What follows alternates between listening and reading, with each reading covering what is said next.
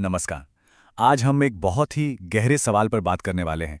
एक ऐसा सवाल जो एक आध्यात्मिक ग्रंथ से आता है और ये भक्ति के असली मतलब को टटोलता है। तो सवाल सीधा है और शायद थोड़ा चुभने वाला भी। क्या कोई सच में भक्त है? ये सवाल किसी को भी सोचने पर मजबूर कर सकता है। तो चलिए इस बात को थोड़ा खोलकर समझते हैं। सोचिए, एक शख्स है जो कहता है मैं शिव भक्त हूं।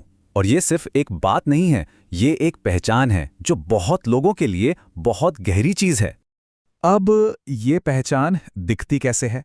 अक्सर ये कुछ बाहरी चीजों से, कुछ रिचुअल से जुड़ी होती है।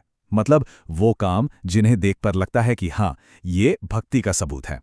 जैसे पूजा पाठ करना हो गया, भगवान का नाम जपना या फिर माला लेके बैठना, ये सब अपनी आस्था दिखाने के जाने पहचाने तरीके हैं। पर सवाल ये है, क्या भक्ति बस इतनी ही है?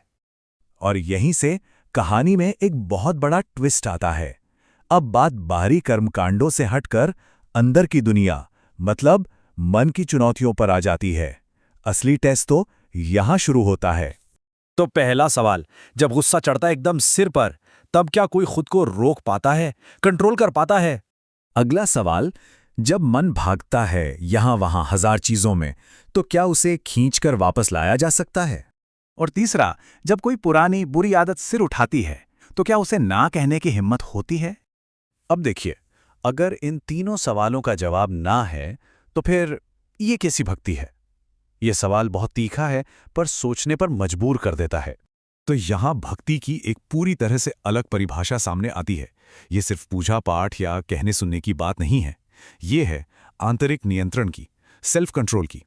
इसको ऐसे देखिए, एक तरफ है शब्दों की भक्ति, मतलब बस ये कहना कि मैं भक्त हूं, और दूसरी तरफ है नियंत्रण की भक्ति, जिसका मतलब है अपने ही मन पर काबू पाना।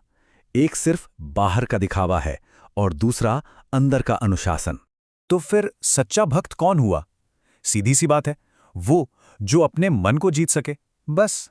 और ये बातें इस लाइन में कितनी सही कही गई है कि इंसान बाहर की दुनिया को तो बदलना चाहता है, पर उसकी अपनी अंदर की दुनिया ही उसके बस में नहीं होती।